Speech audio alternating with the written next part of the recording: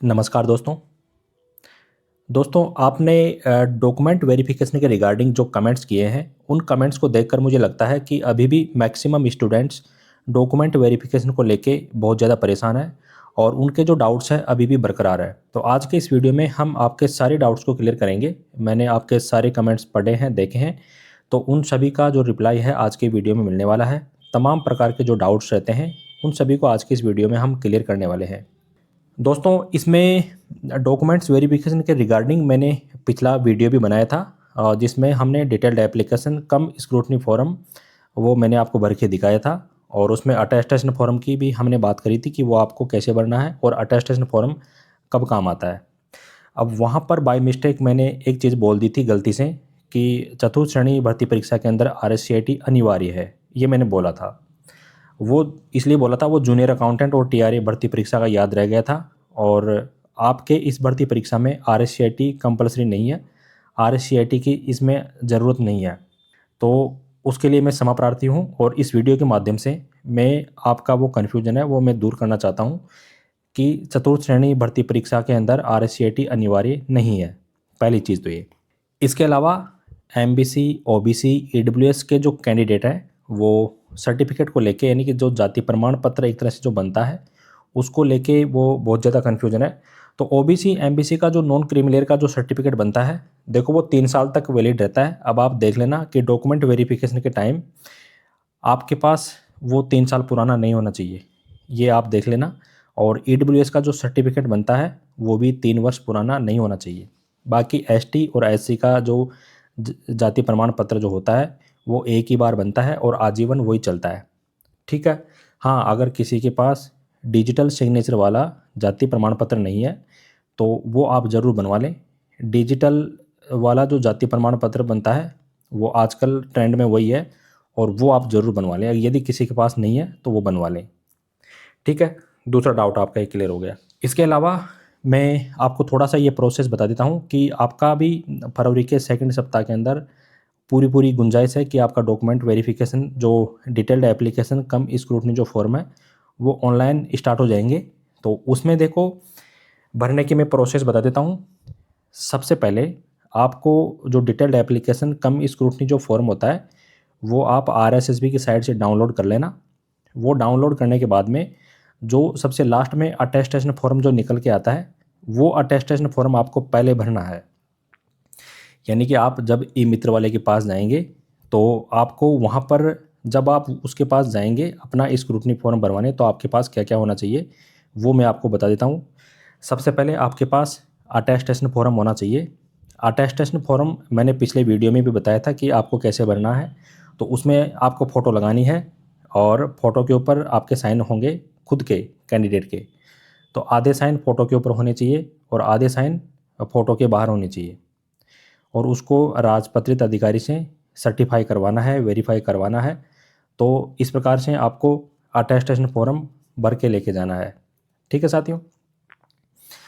इसके अलावा आपके पास 10वीं की मार्कशीट और 10वीं का सर्टिफिकेट होना चाहिए। मूल निवास प्रमाण पत्र होना चाहिए। जाति प्रमाण पत्र आपका होना चाहिए। OBC, MBC का नॉन क्रीमी लेयर संबंधी प्रमाण पत्र होना चाहिए और EWS का सर्टिफिकेट होना चाहिए। इसके अलावा जो अन्य कैटेगरी होती है, विधवा, परित्यक्ता, खेल संबंधी विशेष योग्यजन जो विकलांग होते हैं उनका प्रमाण पत्र चाहिए और 2 मूल चरित्र प्रमाण पत्र चाहिए। ओरिजिनल आप लेके जाना उनके पास बनवा के, 2 अलग अलग राजपत्रित अधिकारियों से आपको बनवाना है। और वचनबंध चाहिए, पर वचनबंध का जो प्रपत्र होता है वो सादे कागज़ पर आपको बनवाना है। ये जो जितने भी शपथ पत्र जो बनेंगे आपके, ये जब आपका स्क्रूटनी फॉर्म जब ऑनलाइन स्टार्ट होगा तो पहले वो डालेंगे साइट के ऊपर कि आपको कौन कौन से शपथ पत्र, कौन कौन से वचनबंध पत्र या फिर कौन कौन से घोषणा पत्र आपको तैयार करवाने हैं, वो सारी लिस्ट पहले डालेंगे। तो ये मैं जो आपको बता रहा हूँ स्क्रीन पर जो आप देख पा रहे हैं, लगभग यही आपको डॉक्यूमेंट तैयार करने हैं। और अभी इनमें से आपको कुछ भी तैयार नहीं करवाना। केवल आप एक चीज़ तैयार करवा सकते हैं अभी, कि जो अंतिम शिक्षण संस्थान का जो चरित्र प्रमाण पत्र होता है वो आप कभी भी बनवा लो, जितना जल्दी हो सके वो आपके पास होना चाहिए।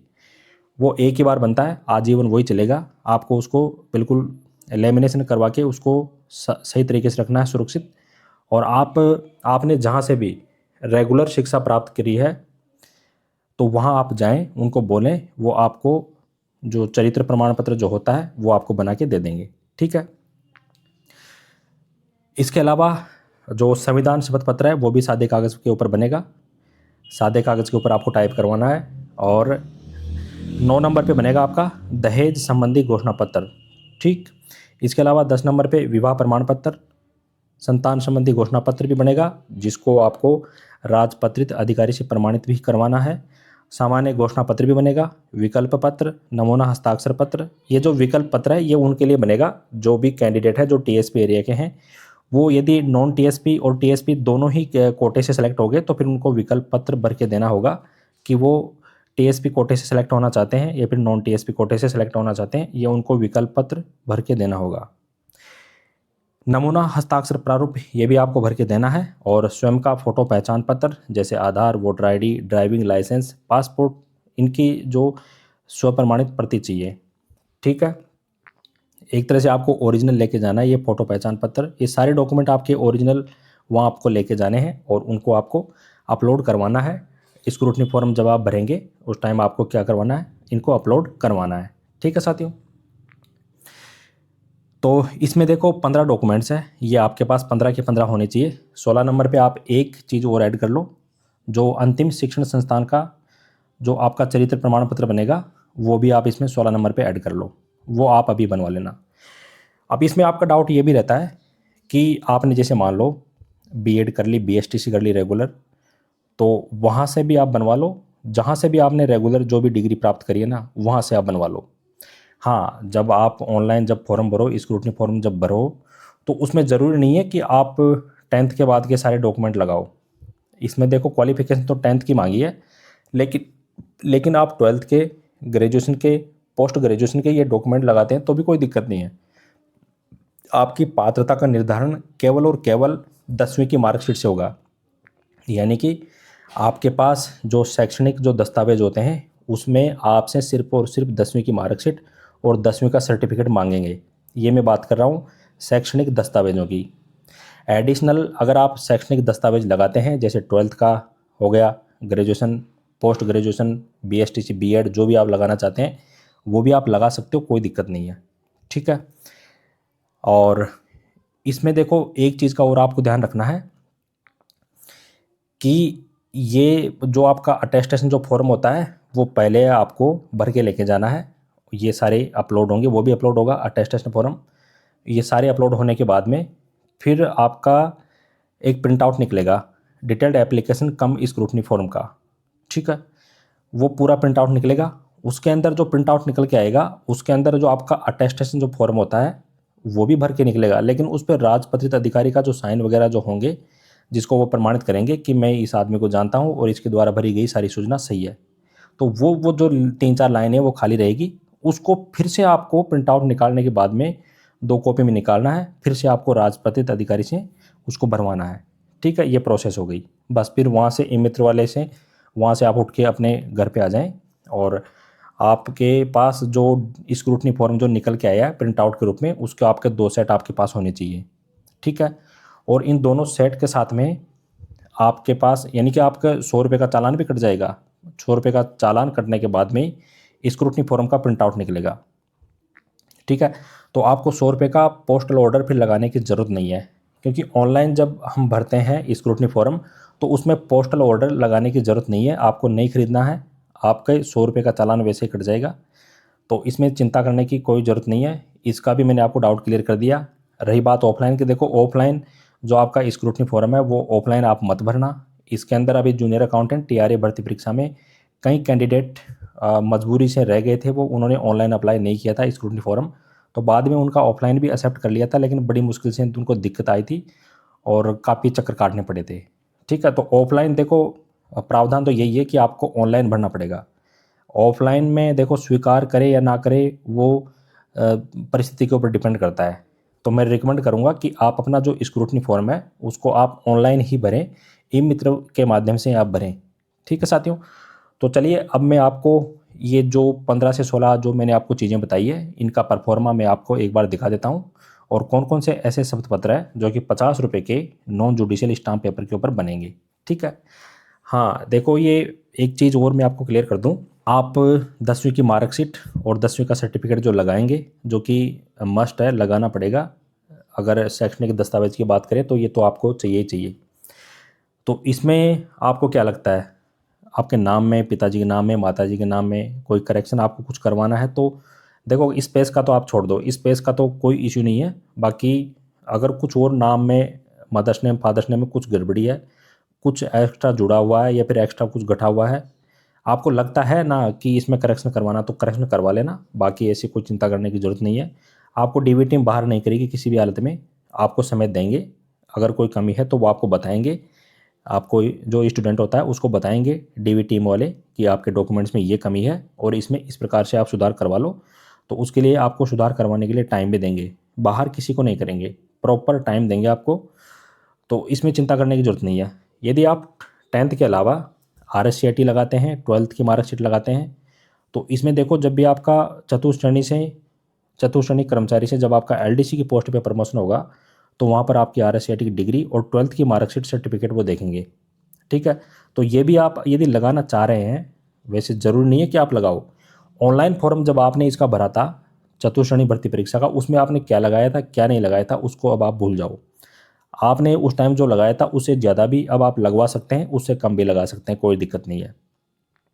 और ऑनलाइन में जो चीज़ आप शो करेंगे वो फिर आपको ऑफलाइन के दौरान वो आपसे मांगेंगे, क्योंकि आपने खुद बताएंगे। आप ऑनलाइन जब आप स्क्रूटनी फॉर्म भरेंगे तो आप खुद बताएंगे गवर्नमेंट को कि साहब हमारे पास ये डॉक्यूमेंट है, तो फिर आपसे वो ऑफलाइन के टाइम वो चीज़ें मांगेंगे, क्योंकि आपने ऑनलाइन उनको दिखा दिया तो वो चीज़ें आपसे मांगेंगे। ठीक है साथियों। तो इसमें देखो, आपका DV फरवरी के सेकंड सप्ताह में प्लान है और शिक्षा विभाग आपका डॉक्यूमेंट वेरिफिकेशन करवाएगा। लेकिन अभी तो देखो, पहले स्क्रूटनी फॉर्म भरवाए जाएंगे, तो फरवरी के सेकंड सप्ताह में स्क्रूटनी फॉर्म भरने के इनका विचार है।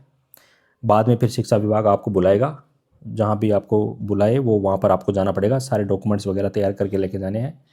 क्योंकि जब आप इसको ऑनलाइन जब भरवाएंगे, उस दिन आपके पास जो जो डॉक्यूमेंट रहेंगे वो आपको बिल्कुल सेफ रखना है, तैयार अपने पास रखना है सुरक्षित जगह पे, और जब भी आपको बुलाए ऑफलाइन DV के लिए तब आपको इनको लेके जाना है। ठीक है साथियों। अब मैं आपको इनका परफॉर्मा दिखा देता हूँ। जितने भी शपथ पत्र है, घोषणा पत्र है, वचनबंध प्रपत्र है, जो भी है, इनकी सारी चीज़ें मैं आपको बता देता हूँ। प्लस में मैं आपको ये भी दिखाऊंगा कि जब आपका स्क्रूटनी फॉर्म पूरा भर के ऑनलाइन पूरा भरने के बाद में कंप्लीट हो जाएगा, उसका जो प्रिंट आउट निकलेगा वो कैसा दिखेगा, और 100 रुपये की जो रसीद आपकी कटेगी वो कैसी रहेगी, कैसी दिखेगी, वो भी मैं आपको इस वीडियो के माध्यम से बता देता हूँ। ठीक है साथियों। तो दोस्तों, ये है आपकी 100 रुपये की जो रसीद कटेगी जब आपका पूरा स्क्रूटनी फॉर्म भर जाएगा। उसके बाद में पेमेंट करना होगा तो आपको 100 रुपये का पेमेंट आपके खाते से कटेगा। तो इस प्रकार से आपकी ये रसीद रहेगी। इसके ऊपर लिखा होगा, dear candidate, thank you for payment, please refer details of this transaction. ठीक है। तो ये आपकी क्या है, ट्रांजैक्शन एक्नॉलेजमेंट। तो इसमें पेमेंट स्टेटस सक्सेस लिखा हुआ आएगा, रिसिप्ट नंबर बाकायदा यहाँ पे मिलेंगे, पेमेंट की डेट आएगी, एप्लीकेशन फ़ी कितनी है, टोटल पेड आपने कितना किया है वो आ जाएगा, सारी चीज़ें, आपका नाम आ जाएगा, फादर्स नेम, कैटेगरी, और इसके अलावा आपका इसमें जेंडर जो है वो मेंशन रहेगा। मैरिटल स्टेटस अनमेरिड है या फिर मैरिड है वो लिखा हुआ आएगा। डोमिसाइल कहाँ के हैं आप। रिक्रूटमेंट नेम, इसमें क्या है, रिक्रूटमेंट नेम। तो इसमें देखो, ये कलर ग्रेड सेकंड का है, तो यहाँ पर लिखा हुआ मिलेगा 4th क्लास एम्प्लॉय एग्ज़ाम 2024। ठीक है। अप्लाइड पोस्ट, यहाँ पर ये सारी चीज़ें लिखी हुई मिलेगी। यहाँ पर 4th क्लास एम्प्लॉय लिखा हुआ मिलेगा। ये सारी चीज़ें वहाँ पर जब प्रिंट आउट निकल जाएगा तो उसमें ये बाय डिफ़ॉल्ट लिखी हुई मिलेगी, क्योंकि आपका स्क्रूटनी फॉर्म उसी हिसाब से भरा जाएगा। तो ये है आपका जब प्रिंट आउट निकलेगा, स्क्रूटनी फॉर्म जब आपका पूरा भर जाएगा तो इस प्रकार से उसका प्रिंट आउट निकलेगा। तो इसमें देखो, आपकी 2 फोटो रहेगी। इसमें at the time of application, जब आपने फॉर्म भरा चतुश्रेणी भर्ती परीक्षा का, जो आपने आवेदन किया, तो उस टाइम की आपकी फ़ोटो यहाँ पर दिखेगी। साथ में प्रेजेंट, आपने प्रेजेंट में कौन सी फ़ोटो लगाई है वो यहाँ पर शो होगी। और ये जो आपका स्क्रूटनी फॉर्म है, ये आपको 2 कॉपी में इसको प्रिंट आउट लेना है। ठीक है। तो इसमें पूरी डिटेल आपकी आ जाएगी, जैसे आपके रोल नंबर, आवेदन पत्र क्रमांक आ जाएगा। मेरिट क्रमांक में यहाँ पर नॉट एप्लीकेबल आएगा अभी फ़िलहाल, क्योंकि जब आपका जो फाइनल मेरिट क्रमांक है वो आपका फाइनल रिजल्ट जब आएगा उसके बाद में ही आपका मेरिट क्रमांक जारी होगा। ठीक है, तो ये सारी चीज़ें वहाँ पर भरी हुई आएगी। और ये वाला जो स्क्रूटनी फॉर्म है, मैंने आपको पिछले वीडियो में बताया था कि इसको कैसे भरना है, तो वो यहाँ पर हम ये नहीं बताएंगे आपको कि इसको कैसे भरना है, वो मैं पिछले वीडियो में आपसे डिस्कस कर चुका हूँ इस प्रकार से। ठीक है, तो मैं आपको अब दिखा देता हूँ अटेस्टेशन फॉर्म। देखो ये रहा, ये इस प्रकार से आएगा, संलग्नक सूची प्रपत्र, ये 2 के नाम से इस प्रकार से आएगा कि आपने क्या क्या लगाया है। तो पूरी डिटेल यहाँ पर रहेगी। जैसे फर्स्ट नंबर पे है अंक पत्र 10वीं की मार्कशीट, उसके यहाँ पर जारी क्रमांक व दिनांक आएगा। फिर है 12वीं की मार्कशीट ये आएगी, और यदि आप 10वीं का प्रमाण पत्र लगा रहे हैं, लगाना पड़ेगा, वो भी आएगा, और 12वीं का प्रमाण पत्र आ जाएगा। इसके अलावा मूल निवास, जाति प्रमाण पत्र, अटेस्टेशन फॉर्म, जो मैंने बताया था ना आपको कि ई मित्र वाले के पास जब आप जाएंगे, उसके उसके दरवाजे पे जब आप जाएंगे तो आपके हाथ में अटेस्टेशन फॉर्म भी भरा हुआ होना चाहिए। क्योंकि अगर आप ये भर के नहीं लेके जाएंगे तो फिर से आपको अटेस्टेशन फॉर्म भरना पड़ेगा, जो कि आपको चक्कर काटने पड़ेंगे राजपत्रित अधिकारी से साइन करवाने के लिए। ठीक है, इसके अलावा डिप्लोमा धारक प्रमाण पत्र कोई भी है तो इसमें आप RSCT लगा सकते हैं, और इसमें जारी क्रमांक, दिनांक, सारी चीज़ें आएगी। और हस्तलिखित प्रोफार्मा शपथ पत्र जो भी है, बच्चों का घोषणा पत्र आएगा, दहेज धूम्रपान निषेध के लिए शपथ पत्र, राजपत्रित अधिकारी द्वारा 2 अलग अलग चरित्र प्रमाण पत्र, अंतिम संस्थान द्वारा जारी चरित्र प्रमाण पत्र भी आएगा। ये आप अभी बनवा सकते हैं, कभी भी बनवा लो, ये आप जितना जल्दी हो सके उतना जल्दी बनवा लो। अन्य प्रमाण पत्र कोई है तो वो लगा सकते हैं, बाकी स्नातक और अधिस्नातक का ये डाटा भी आप लगा सकते हैं, डिग्री और सर्टिफिकेट वगैरह। ठीक है, NOC, यदि कोई पहले से जॉब में है तो उसके लिए NOC चाहिए। तो ये सारी चीज़ें यहाँ पर ये पूरी लिखी हुई मिलेगी कि आपने क्या क्या लगाया। ठीक है, अब मैं आपको थोड़ा सा अटेस्टेशन फॉर्म की तरफ लेके चलता हूँ। ये है आपका अटेस्टेशन फॉर्म। जब आपका पूरा ये भर जाएगा स्क्रूटनी फॉर्म, तो इसमें अटेस्टेशन फॉर्म जो आएगा वो इस प्रकार से दिखेगा आपका। ठीक है, तो यहाँ पर आपको क्या करना है कि इसका प्रिंट आउट लेना है, और इसमें coloured passport size photo with signature, यहाँ पे आपको फ़ोटो लगानी है। इस पर थोड़ा सा सिग्नेचर फ़ोटो के ऊपर थोड़ा सा इधर बाहर होना चाहिए। ठीक है, तो इसमें आपकी पूरी डिटेल रहेगी, पूरा भरा हुआ रहेगा ये। केवल लास्ट में जो है वो यहाँ पर ये खाली रहेगा। ठीक है, क्योंकि यहाँ पर राजपत्रित जो अधिकारी होता है वो इसको प्रमाणित करेगा, सर्टिफाई करेगा, वो बताएगा कि इनके द्वारा भरी गई सारी सूचना सही है और मैं इनको इतने महीने या फिर इतने साल से जानता हूँ। तो वो सारी चीज़ें भर भरा के वो अपने मोहर वगैरह लगा देगा, साइन वगैरह कर देगा। ठीक है, तो इसमें देखो अब आपका डाउट्स क्या रहेगा कि एक तो आप डॉक्यूमेंट्स जो 10th के अलावा जो डॉक्यूमेंट्स रहते हैं, जैसे 12th, ग्रेजुएशन, पोस्ट ग्रेजुएशन, इनको लगाएं या नहीं लगाएं। तो इसके बारे में मैं आपको बता दूं दोस्तों।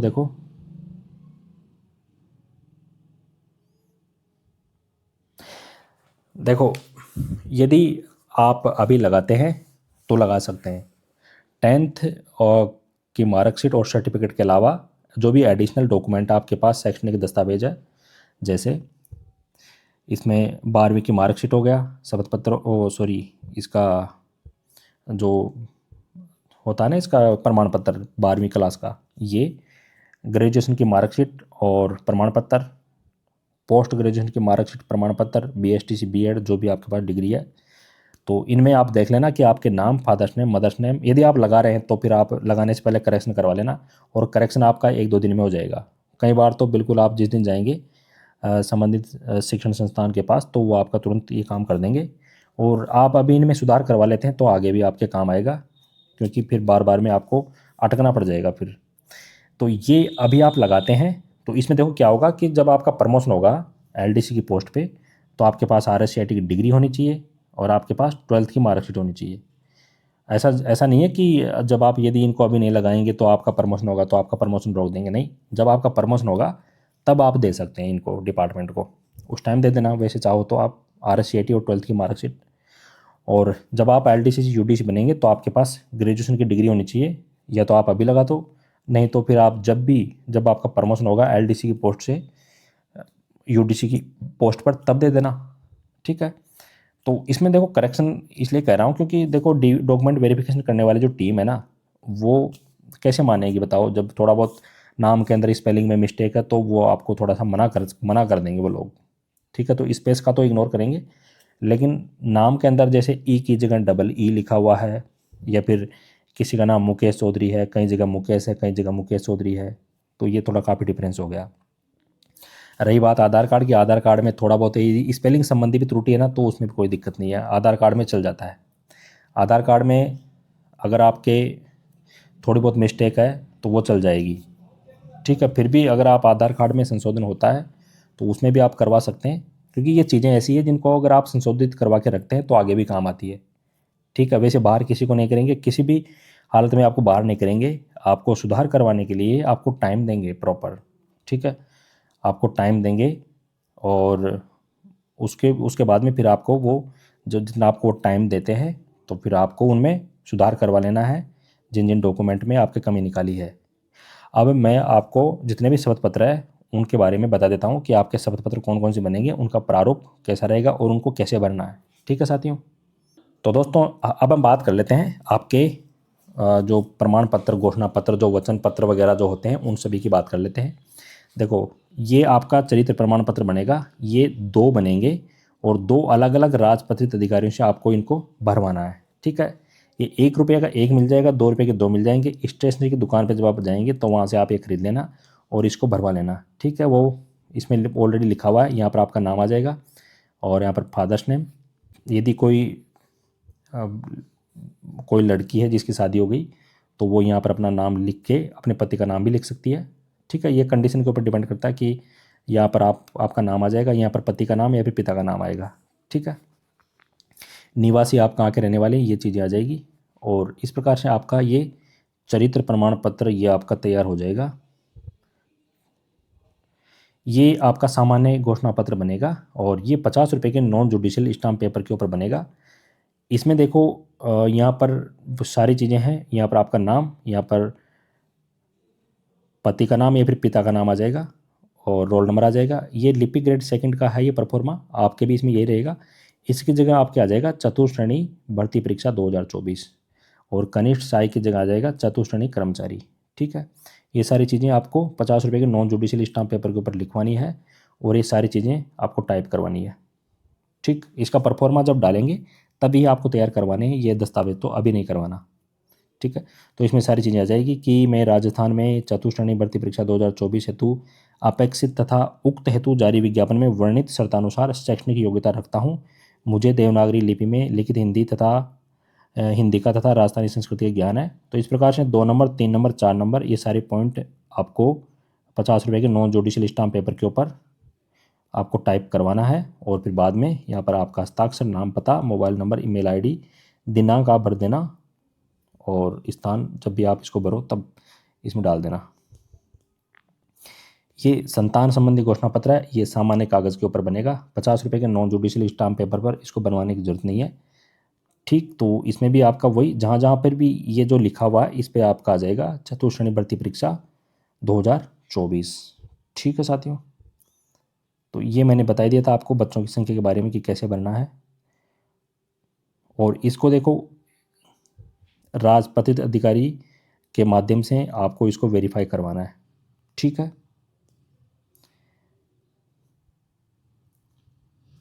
नेक्स्ट है अविवाहित अभ्यर्थी के द्वारा प्रस्तुत किए जाने वाला घोषणा पत्र। ये भी 50 रुपये के नॉन जुडिशियल स्टाम्प पेपर के ऊपर बनेगा और इसमें आपको घोषणा करनी पड़ेगी कि मेरा विवाह अभी तक नहीं हुआ है, जब भी होगा मैं दहेज नहीं लूँगा, इसी प्रकार से कर करा के और यहाँ पर आपके साइन वगैरह हो जाएंगे, घोषणाकर्ता का नाम आ जाएगा, स्थान, दिनांक, 2 कोई भी जो गवाह होते हैं उनके यहाँ पर हस्ताक्षर, नाम, पता लिखवाने, कोई भी हो सकते हैं, आपके ढाणी के भी हो सकते हैं, गांव के, कॉलोनी के भी, आपके दोस्त वगैरह कोई भी।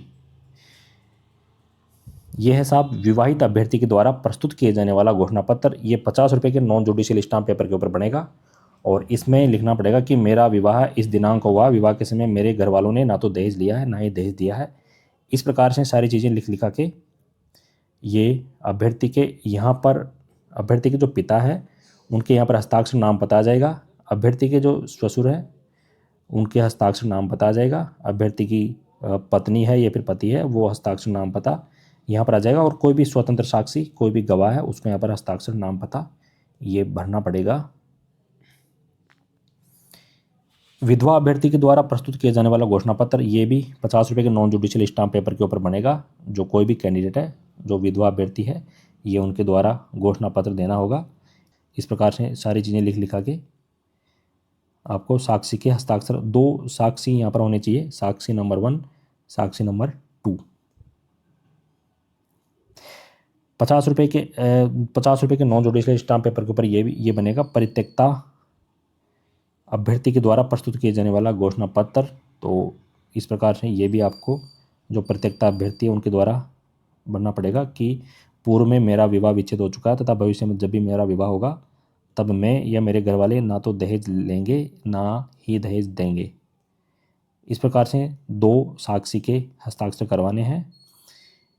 ये है साहब विवाह प्रमाण पत्र जिनका विवाह है 22 मई 2006 से पहले हुआ है, उनके द्वारा प्रस्तुत किए जाने वाला घोषणा पत्र है। ये भी 50 रुपये के नॉन जुडिशियल स्टाम्प पेपर के ऊपर बनेगा, ये भी भर के देना है। ठीक है, 22 मई 2006 से पूर्व जिनका हुआ है ये उनके लिए रहेगा। ये वचनबंध पत्र है, सामान्य कागज़ पर बनेगा। इसमें आपको मेंशन करना पड़ेगा कि धूम्रपान और गुटखा सेवन नहीं करता या नहीं करती हूँ, अभ्यर्थी के हस्ताक्षर वगैरह कर करा के। ये संविधान संबंधी प्रतिज्ञा है, शपथ पत्र है, सामान्य कागज़ पर बनेगा। इसमें ये चीज़ें लिख देना आप, मैं शपथ लेता हूँ, सत्यनिष्ठा से प्रतिज्ञा करता हूँ कि भारत और विधि द्वारा स्थापित भारत के संविधान के प्रति श्रद्धा और सच्ची निष्ठा रखूँगा। ये पूरा टाइप करवाना है आपको। ये नमूना हस्ताक्षर प्रारूप है, सामान्य कागज़ के ऊपर बनेगा। इसमें ये जो हिंदी में जो लिखा हुआ है, यहाँ पर जो खाली स्थान दे रखे हैं बीच बीच में, इनको तो यहाँ पर आपको नहीं भरने हैं। ये पूरा यहाँ पर पूरा ये जो लिखा हुआ है ना सारा चीज़ें, ये पूरा मैटर, इसको पूरे को यहाँ छापना है। ठीक है, यानी कि यहाँ पर लिखना है मैं, जैसे किसी का नाम मुकेश कुमार है तो मैं मुकेश कुमार पुत्र श्री, पिताजी का नाम आ जाएगा और रोल नंबर आपके आ जाएंगे, आवेदन क्रमांक, शपथ पूर्व की घोषणा करता हूँ कि मैं विज्ञप्ति अनुसार भर्ती परीक्षा का नाम यहाँ पर आ जाएगा, चतुर्श्रेणी भर्ती परीक्षा के लिए निर्धारित सभी प्रारूप पात्रताओं को पूरा करता हूँ। ठीक है, इस प्रकार से हिंदी में लिखना है और ऐसे ही इंग्लिश में लिखना है, जो लिखा हुआ है उसको पूरे को नीचे यहाँ पर लिखना है। ये विकल्प पत्र है, जो टीएसपी एरिया के जो कैंडिडेट होते हैं वो यदि नॉन टीएसपी और टीएसपी की सीट से सेलेक्ट हो जाते हैं तो उनको विकल्प पत्र भर के देना पड़ेगा सामान्य कागज़ के ऊपर कि वो टीएसपी की सीट से सिलेक्शन चाहते हैं या फिर नॉन टीएसपी की सीट से। यदि वो नहीं भर के देते हैं तो फिर उनको टीएसपी एरिया के अंदर ही मान लिया जाएगा। ठीक है साथियों, ये अभ्यर्थी इसे स्वयं भरकर प्रस्तुत करें। यहाँ पर पासपोर्ट साइज़ का फ़ोटो आ जाएगा और ये यहाँ पर आपके जो डॉक्यूमेंट है वो सारी चीज़ें आ जाएगी कि आपके पास क्या क्या डॉक्यूमेंट है, क्या क्या नहीं है, ये सारी चीज़ें आ जाएगी। ये जब आपका डॉक्यूमेंट वेरिफिकेशन होगा ऑफलाइन, उस टाइम ज़्यादा काम आएगा। ये अभी ऑनलाइन जो स्क्रूटनी फॉर्म भरा जाएगा उसमें तो ये लगेगा नहीं, वो उसका प्रारूप अलग दे रखा है। तो इसमें सारी चीज़ें आपकी दे रखी है, इसके बारे में आपको लिख के देना पड़ेगा कि आपके पास कौन कौन से डॉक्यूमेंट है। इसमें देखो एक डॉक्यूमेंट और आप ऐड कर सकते हैं, इसमें देखो 15 दे रखे हैं, वैसे आप ज़्यादा भी ऐड करवा सकते हैं, खुद पेन से लिख देना। तो इसमें जैसे अंतिम शिक्षण संस्थान द्वारा जो आपका चरित्र प्रमाण पत्र बनेगा वो इसके अंदर मेंशन नहीं है, तो आप एडिशनली इसको जोड़ देना। ठीक है, वो आपका अलग से आएगा परफॉर्मा। और सभी प्रपत्र इसी क्रम में अटैच करने हैं और उन पर आपको पृष्ठ संख्या अंकित करनी है और सभी प्रपत्र आपको स्वयं वेरीफाई करना है, प्रमाणित करना है। यहाँ पर अभ्यर्थी के हस्ताक्षर हो जाएंगे। ठीक है, अटैचमेंट आपको इसी क्रम में करना है कि सबसे पहले आपका स्क्रूटनी फॉर्म होना चाहिए। जब आपका ऑफलाइन डॉक्यूमेंट वेरिफिकेशन होगा तो सबसे पहले आपके पास स्क्रूटनी फॉर्म, फिर 10th की मार्कशीट सर्टिफिकेट, उसके बाद में यदि आप एडिशनली शिक्षण संस्थान के डॉक्यूमेंट लगाने चाहते हैं, आपके जो भी दस्तावेज है, शैक्षणिक दस्तावेज है, आप एक्स्ट्रा जो भी लगाना चाहते हैं वो फिर उनको उनका सीक्वेंस आपको रखना है 10वीं की मार्कशीट के बाद में। उनके बाद में फिर आपका मूल निवास, जाति प्रमाण पत्र, ये अलग अलग कैटेगरी के प्रमाण पत्र, 2 मूल चरित्र प्रमाण पत्र, ये जितने भी सारी चीज़ें दे रखी है इसी क्रम में आपको रखना है ताकि आपका डीवी जल्दी हो जाए और डीवी करने वाली टीम को भी दिक्कत ना आए। ये विधवा परित्यक्ता अभ्यर्थी के द्वारा पुनर्विवाह किए जाने या नहीं किए जाने के संबंध में ये घोषणा पत्र है, ये भी भर के देना है। ठीक है, तो इस प्रकार से सारे डॉक्यूमेंट्स, वचनबंध पत्र, जो भी चीज़ें थी वो मैंने आपको दिखा दी कि इनका प्रारूप कैसा रहेगा और कैसे तैयार करवाना है, क्या क्या लिखवाना है। ये देखो, अभी आपको इनमें से जितने भी घोषणा पत्र है, शपथ पत्र है, ये अभी कुछ तैयार नहीं करवाना। आपको केवल अंतिम शिक्षण संस्थान का जो आपका चरित्र प्रमाण पत्र है वो अभी आपको बनवा लेना है। ठीक है, उसको तो आप आज ही बनवा लेना। जो अंतिम शिक्षण संस्थान का जो चरित्र प्रमाण पत्र होता है वो आप अभी बनवा लो। और इसके अलावा आपके पास कोई भी, जैसे आप RSCIT हो, चाहे 12th की मार्कशीट हो, graduation, post graduation, BSTC, B.Ed, ये भी आप एक्स्ट्रा जुड़वाना चाहते हैं इनमें से कोई भी, तो आप उनमें अगर कोई डाउट, आपको कोई स्पेलिंग संबंधी कोई त्रुटि है तो उसको आप करेक्शन करवा लेना। ठीक है, उसके बाद में आप लगा सकते हो। तो इस प्रकार से ये सारा चीज़ें मैंने आपको थोड़ा क्लियर करने की कोशिश करी। आई होप कि आपको अब ज़्यादा चीज़ें समझ में आई होगी। और 100 रुपये का जो पोस्टल ऑर्डर है उसका डाउट भी ज़्यादा था, तो उसको मैंने बता दिया कि आपको ऑनलाइन ही भरवाना है। जो आपका स्क्रूटनी फॉर्म है वो आप ऑनलाइन ही भरवाएं, ऑफलाइन के चक्कर में मत रहना। ऑफलाइन देखो आपका स्वीकार शायद ही करें, क्योंकि जूनियर अकाउंटेंट TRA भर्ती परीक्षा में स्वीकार कर लिया था। कारण ये था कि 2-3 कैंडिडेट थे जो हॉस्पिटल में एडमिट थे, तो उनके द्वारा ऑनलाइन स्क्रूटनी फॉर्म नहीं भरा गया था, तो बोर्ड के द्वारा उनकी परिस्थिति को समझ लिया गया था और बाद में उनसे ऑफलाइन स्क्रूटनी फॉर्म एक्सेप्ट कर लिया गया था। लेकिन उनको 2-3 बार चक्कर काटने पड़े थे। तो इस प्रकार से तो प्रावधान के अनुसार काम करो आप। आई होप कि आपको ये चीज़ें समझ में आई होगी। वीडियो अच्छा लगा तो वीडियो को लाइक करें, चैनल को ज़रूर सब्सक्राइब करें। आज के वीडियो में सिर्फ इतना ही। Thank you for watching this video. जय हिंद, जय भारत।